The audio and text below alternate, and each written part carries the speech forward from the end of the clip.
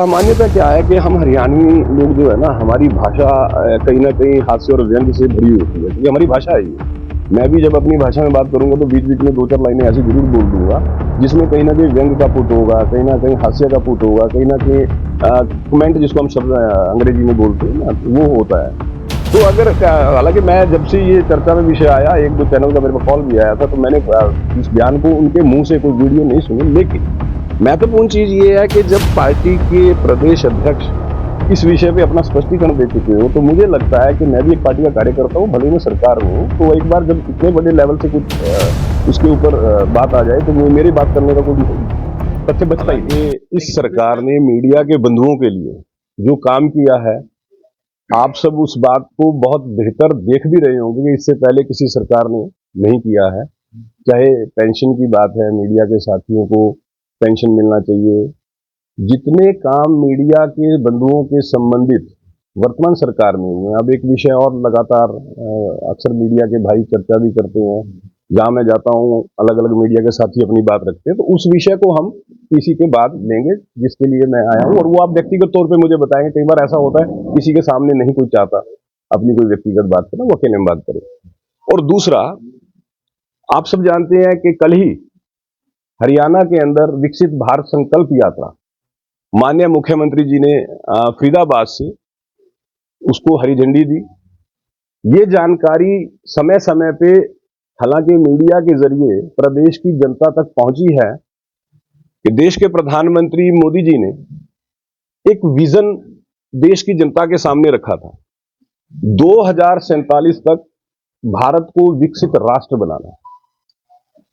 लगातार 2014 से मोदी जी देश के लिए और मनोहर लाल जी प्रदेश के लिए प्रयास कर रहे हैं, अलग अलग योजनाओं के जरिए, सेवाओं के जरिए, कि जो मोदी जी का विजन है उस विजन अनुसार भारत 2047 तक विकसित राष्ट्र बने। क्योंकि अभी हम विकासशील देश है, विकासशील देश की श्रेणी में आते हैं, और उसी के तहत विकसित भारत संकल्प यात्रा जो शुरू हुई है, यात्रा का उद्देश्य यह है कि जो केंद्र सरकार की योजनाएं, सेवाएं हैं और प्रदेश सरकार की जो योजनाएं हैं, उनकी जानकारी जनता तक पहुंचे, उन योजनाओं का लाभ जिनको मिल रहा है उनसे फीडबैक लिया जाए, और जहां वो पहुंचने में या कोई देरी हुई या नहीं पहुंची, वहां तक वो पहुंचना सुनिश्चित हो। इस यात्रा का उद्देश्य यही है। क्योंकि मुख्यमंत्री मनोहर लाल ने जिस तरह से 2014 के बाद हरियाणा का कायाकल्प किया है, देखिए कायाकल्प शब्द का प्रयोग मैं इसलिए कर रहा हूं, 2014 से पहले जिस तरह की व्यवस्था इस हरियाणा प्रदेश में थी, विशेष तौर पे जिसके लिए हरियाणा प्रदेश चर्चित था, और ये जो चर्चित था नकारात्मक रूप से, और वो क्या था? भाई भतीजावाद, क्षेत्रवाद, जातिवाद, भ्रष्टाचार। हम सब इस बात को देखते थे, महसूस करते थे कि हरियाणा की जो राजनीतिक व्यवस्था 2014 से पहले थी, उस व्यवस्था के अंदर भाई भतीजावाद, क्षेत्रवाद, जातिवाद, भ्रष्टाचार, इसका बोलबाला रहता। मुख्यमंत्री मनोहर लाल 2014 में जब प्रदेश के मुख्यमंत्री बने, तो सबसे पहले उन्होंने नारा दिया, हरियाणा एक, हरियाणवी एक। और इसको चरितार्थ करते हुए हरियाणा प्रदेश के अंदर जो योजनाएं मुख्यमंत्री मनोहर लाल ने बनाई, उद्देश्य यह था कि जो गरीब और वंचित वर्ग है उसको उसका अधिकार मिले।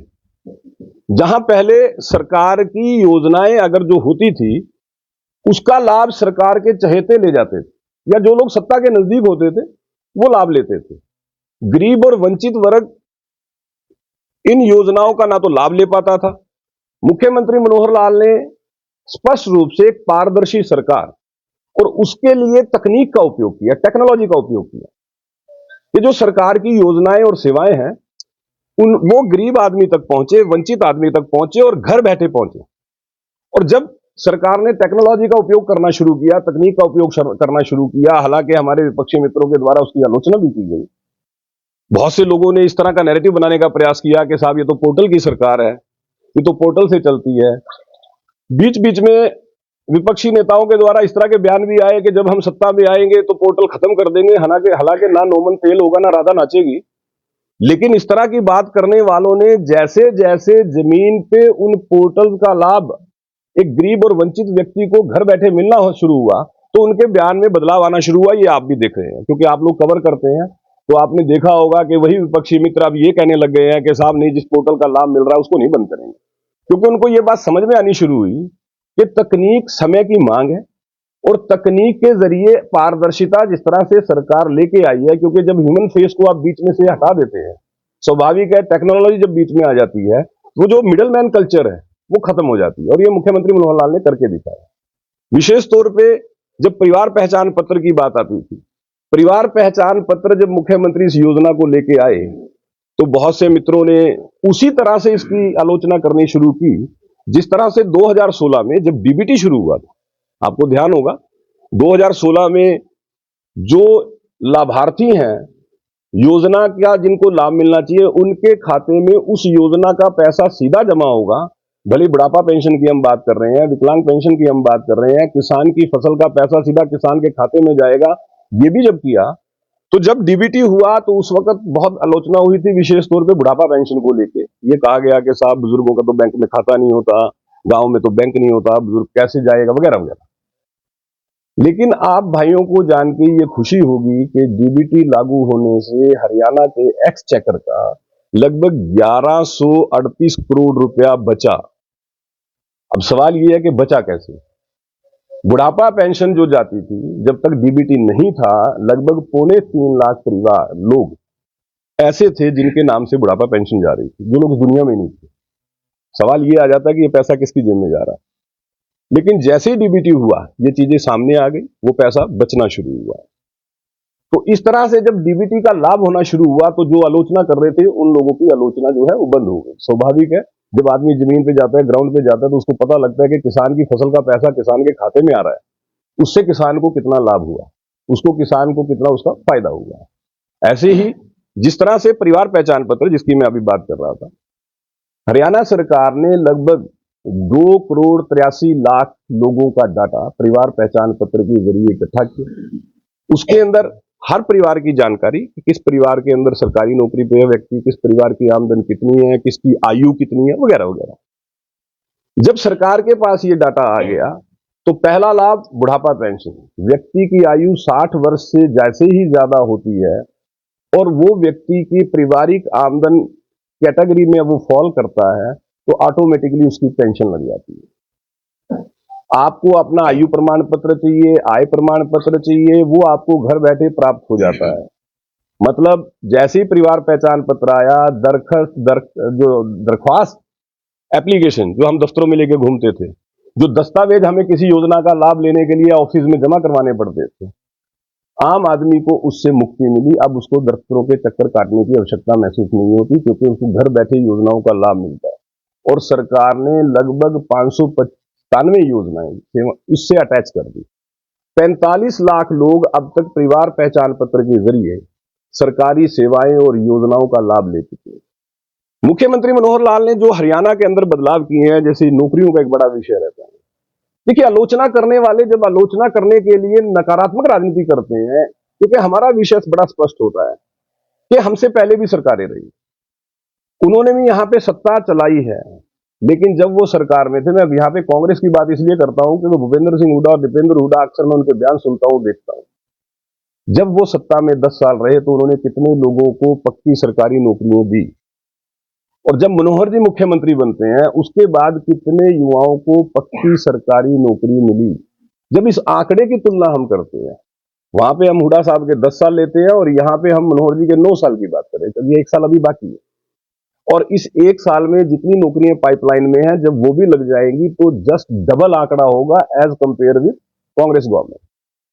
क्योंकि हुड्डा साहब की सरकार में लगभग 86,000 पक्की सरकारी नौकरियां दी गई थी, लेकिन उसमें से जो कोर्ट ने नौकरियां रद्द कर दी, चाहे पीटीआई की बात करें, जिस तरह से गेस्ट टीचर वाला विषय हुआ जिसको मनोहर लाल जी ने जिनके भविष्य को सुरक्षित किया, अगर मैं उनको प्लस माइनस करने लगूं तो वो 86,000 भी ना रहेंगे। लेकिन मनोहर जी ने पारदर्शिता से, बिना पर्ची बिना खर्ची, आपके सामने बहुत ऐसे उदाहरण आए होंगे कि एक गरीब परिवार का बच्चा अपनी योग्यता से किस तरह से नौकरी लगा, ऐसी चीजें आपने बहुत कवर की हैं। तो ये जो व्यवस्था बनाई मनोहर जी ने, इसका लाभ सीधा सीधा युवाओं को हुआ। और एक बड़ी इंपॉर्टेंट चीज जो मैं आप पत्रकार साथियों के जरिए चाहता हूं कि आम आदमी तक पहुंचे, देखिए, सरकारी नौकरियों की लिमिटेशन हम सब जानते हैं। हमारे हरियाणा सरकार की अगर हम बात करते हैं, लगभग 4 लाख के करीब कर्मचारी हैं। तो हर युवा को आप सरकारी नौकरी नहीं दे सकते, क्योंकि ये स्वाभाविक चीज है। आपके पास जब सैंक्शन पोस्ट ही जो आपकी सरकारी नौकरी है उनकी एक सीमा है। तो मनोहर जी ने इस विषय में क्या काम किया बहुत इंपॉर्टेंट है। युवाओं को किस तरह से प्राइवेट रोजगार प्राप्त या प्राइवेट इंडस्ट्री के अंदर उसको नौकरी मिल जाए या वो अपना रोजगार कर ले, इसके विषय पे काम करना शुरू किया। पहली बात, एक ऐसी औद्योगिक नीति लेके आए जिसके जरिए हरियाणा के अंदर पिछले 9 साल में 1,60,000 से ज्यादा छोटे बड़े मझोले मतलब एमएसएमई की बात भी कर रहा हूं मैं, माइक्रो इंडस्ट्रीज की बात भी कर रहा हूं, वो हरियाणा प्रदेश में लगे। जब कोई नया उद्योग, कोई नया काम धंधा खुलता है तो स्वाभाविक है वहां पे किसी ना किसी युवा को काम भी मिलता है। तो उसके अंदर लगभग 12.5 लाख से ज्यादा युवाओं को काम मिला। मुख्यमंत्री मनोहर लाल ने एक योजना बनाई जिसके अंदर अगर कोई युवा अपना कारोबार करना चाहता है, अपना कोई काम धंधा करना चाहता है, तो उसको बैंक से ब्याज रहित ऋण मिल जाए। ये व्यवस्था मुख्यमंत्री मनोहर लाल ने ली। और सबसे महत्वपूर्ण चीज, एक ऐसा मुख्यमंत्री जो इस बात की चिंता प्रदेश में पहली बार करता है कि गरीब व्यक्ति, उसकी आय कैसे बढ़े, उस परिवार की आमदन कैसे बढ़े, उसके लिए मुख्यमंत्री परिवार उत्थान योजना एक योजना बनाते हैं, जिस योजना के जरिए ऐसे परिवारों को चिन्हित किया जाता है जिनकी सालाना आय 1 लाख रुपए से कम है।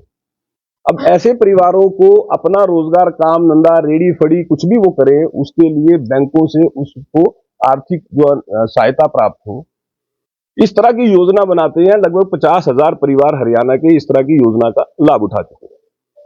तो जो हरियाणा का कायाकल्प हुआ, जिस तरह से हरियाणा का किसान बड़ा महत्वपूर्ण है, क्योंकि हम सब जानते हैं कि कृषि आधारित राज्य है हमारा। अगर आप आंकड़ों पे ध्यान देंगे, आपदा प्रबंधन के अंदर ये वो सरकार है जिसने 9 साल के अंदर किसान भाइयों को 11,000 करोड़ रुपए से ज्यादा का मुआवजा दिया। प्रधानमंत्री फसल बीमा के तहत लगभग 7600 करोड़ रुपया किसान भाइयों को मुआवजे के तौर पर जब से प्रधानमंत्री फसल बीमा योजना लागू हुई थी प्राप्त हुआ। दूसरा विषय आ जाता है कि किसान जब नेचुरल कैलामिटी के अंदर अगर किसान की फसल खराब हो जाती है तो सरकार उसको सहायता मुहैया कराए। उसके लिए जहां पहले किसान को मात्र 6,000 रुपए प्रति एकड़ मिलता था, हालांकि 9,000 प्रति एकड़ की घोषणा हुई थी लेकिन वो मिला नहीं था, यहाँ ये सरकार 15,000 रुपए प्रति एकड़ किसान को आपदा प्रबंधन में मुआवजा मिले ये सुनिश्चित करती है। कई बार हम चर्चा करते हैं बहुत से, क्योंकि क्या होता है कि जब विरोधी दल होता है, विरोधी दल का प्रयास ये होता है कि सरकार की इतनी बेहतरीन योजनाएं हैं, अब इनको क्रिटिसाइज कैसे किया जाए, इसकी आलोचना कैसे की जाए। तो उनके आलोचना के तर्क बड़े अजीब होते हैं। विशेष तौर पर मैं अगर किसान भाइयों की बात करता हूं, देखिए पहले की सरकारों में होता था गेहूं, धान, जीरी, ये एमएसपी पे सरकार खरीदती थी, और वो भी क्योंकि केंद्र सरकार खरीदती है, हम सब जानते हैं। ये प्रदेश सरकार नहीं खरीदती, केंद्र खरीदती है। प्रदेश सरकार तो मिडिल मैन के तौर पर काम करती है।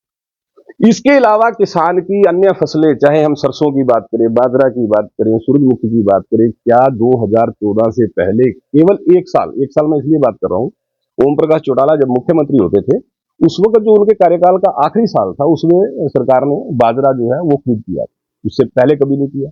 और हुड्डा साहब ने 10 साल में गेहूं और धान के अलावा कोई एक फसल पे अगर किसान को एमएसपी का लाभ दिया हो, तो आप मित्र यहां बैठे हैं, मुझे अवश्य ये जानकारी दें। जहां पहले की सरकारें किसान की गेहूं धान के अलावा किसी भी फसल पे एमएसपी का लाभ नहीं देते थे, वर्तमान सरकार लगभग 12 फसलें ऐसी हैं गेहूं धान के अलावा जिससे किसान को एमएसपी का लाभ देती है। तो एक ऐसी सरकार जिसने किसान हित के अंदर लगभग 54 योजनाएं हरियाणा प्रदेश में चला रखी हैं, अलग अलग तरह की, किसान की खेती को जोखिम फ्री करने के लिए, उन योजनाओं का लाभ किसान भाइयों को प्राप्त हो रहा है। अब जो ये विकसित भारत संकल्प यात्रा जो चल रही है, मैंने जैसे पहले बताया कि इसका उद्देश्य भी यही है कि जो योजनाएं केंद्र की और प्रदेश की हैं, उन योजनाओं का लाभ मिल रहा है, और अगर नहीं मिल रहा है तो वो मिले। ये सब चीजें सुनिश्चित करने के लिए ये यात्रा जो है, इसके अंदर हम काम करेंगे और जन जन तक सरकार की योजनाओं को पहुंचाएंगे, उसकी जानकारी देंगे। तो मुख्यतः ये जो कुछ चीजें थी जिसके बारे में मैं चाहता था कि आप साथियों से बातचीत भी हो। जी, आप कुछ पूछना चाह रहे हैं, मैं देख रहा हूँ। नहीं, पूछ लीजिए। एक मेरा सवाल है जी। अभी जो चर्चित बना हुआ है, हरियाणा के कृषि मंत्री ने जो किसानों के ऊपर बयान दिया है कि ऐसे किसान हैं जिनकी घरवाली का नहीं मानती, प्रदेश अध्यक्ष ने पल्ला झाड़ दिया है कि वो उनका निजी बयान है, आप भी मीडिया को देख रहे हो, क्या करें? देखिए, सामान्यतः क्या है कि हम हरियाणवी लोग जो है ना, हमारी भाषा कहीं ना कहीं हास्य और व्यंग से भरी होती है, क्योंकि हमारी भाषा है ये। मैं भी जब अपनी भाषा में बात करूंगा तो बीच बीच में 2-4 लाइनें ऐसी जरूर बोल दूंगा जिसमें कहीं ना कहीं व्यंग का पुट होगा, कहीं ना कहीं हास्य का पुट होगा, कहीं ना कहीं कमेंट जिसको हम शब्द अंग्रेजी में बोलते हैं ना, वो होता है। तो अगर हालांकि मैं जब से ये चर्चा में विषय आया, 1-2 चैनल का मेरे पास कॉल भी आया था, तो मैंने इस बयान को उनके मुंह से कोई वीडियो नहीं सुनी, लेकिन महत्वपूर्ण चीज ये है कि जब पार्टी के प्रदेश अध्यक्ष इस विषय पे अपना स्पष्टीकरण दे चुके हो, तो मुझे लगता है कि मैं भी एक पार्टी का कार्यकर्ता हूँ, भले ही मैं सरकार में हूँ, तो एक बार जब इतने बड़े लेवल से कुछ उसके ऊपर बात आ जाए, तो मेरी बात करने का कोई तथ्य बचता ही नहीं। लेकिन तो इस लेवल की बात करना कहाँ किसानों पर देखते हैं कि वो किसान वहां पर जाता है जिसकी लुगाई भाग गई, इस तरह की बातचीत उसमें कही गई है। देखिए, ऐसा मैंने अभी कहा, वो हो जाता है ना, जो वो खुद कृषि मंत्री है, किसानों के लिए कुछ करने के लिए। देखिए, जहां तक कृषि मंत्री के तौर पे एक बात तो आपको एडमिट करनी पड़ेगी कि जब से वो कृषि मंत्री हैं और प्रदेश में मनोहर लाल जी मुख्यमंत्री है, जैसा मैंने पहले जिक्र किया था, किसानों के लिए जो काम हुआ है उसको तो आप एडमिट करें। क्या आप उस जो मैंने जिन कामों का जिक्र किया, क्या आपको लगता है कोई ऐसा काम जो मैंने गलत बता दिया आपको? काम तो किए हैं, बहुत बेहतरीन काम किए हैं, और वो उनका नतीजा हमारे सामने भी है। किसान संतुष्ट हुए हैं, सड़कों पर क्यों बैठे हैं? देखिए, ये एक बड़ा विषय होता है, कहते हैं जी किसान संतुष्ट क्यों नहीं है, सड़कों पे क्यों बैठा है। अभी मैं आपको एक छोटा सा उदाहरण देता हूँ।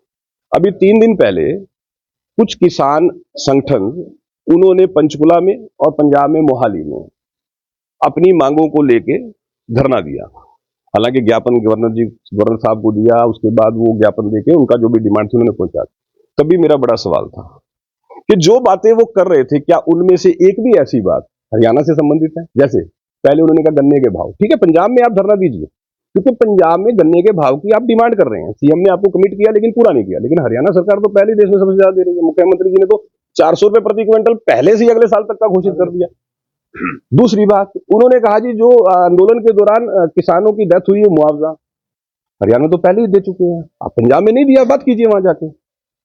इसी तरह से ये जी केस हरियाणा तो पहले कर दिए हैं, जो हीनियस क्राइम को छोड़ के केस जो है हरियाणा सरकार ले चुकी है।